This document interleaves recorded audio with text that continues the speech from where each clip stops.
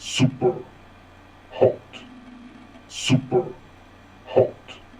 SuperHot is a game much the way badminton is a game. Except in SuperHot, your objective is to kill people, and in badminton, your objective is to hit a shuttlecock over a net.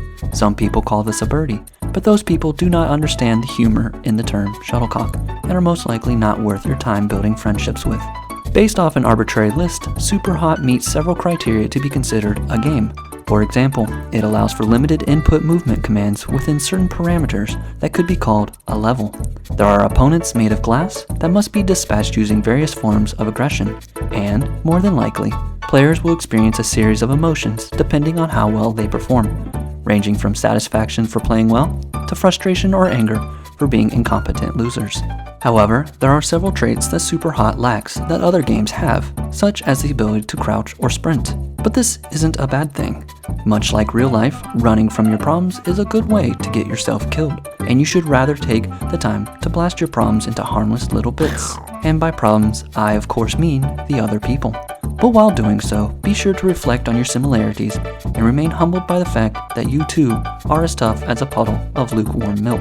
SuperHot fancies itself an individual and boasts its core mechanic loudly, literally telling you that time moves only when you do. And not to call the game a liar, but time never really stops.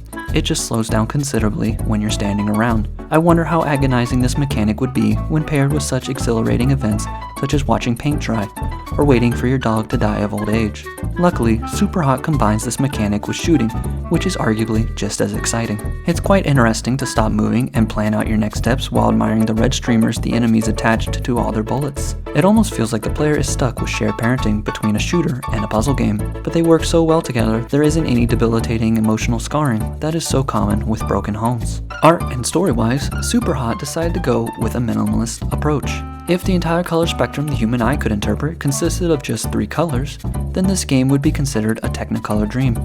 Unfortunately, the real world consists of a magnitude of colors beyond the realm of red and various mixtures of black and white, so oftentimes the environment seems bland and occasionally washed out. The story takes similar cues and is equally bland. It presents itself as a game within a game, where the player plays a digital copy of themselves. The term gameception comes to mind, but I feel like adding "ception" to the end of a word is played out, so instead I'll call this a game sandwich, with the mild hope that it'll catch on and become synonymous in the way Inception has. The story is moved along by what I can only assume is a faulty program which communicates to the player in the form of text dialogue.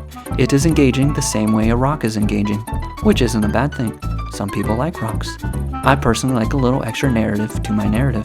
SuperHot shares a lot of qualities with the game Portal. For instance, both are played from the first-person perspective.